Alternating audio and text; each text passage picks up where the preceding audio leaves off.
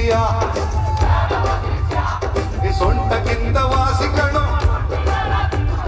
ಸೊಂಟ ಸೂಪರು ಆದ್ರೆ ಬಾರಿ ಡೇಂಜರು.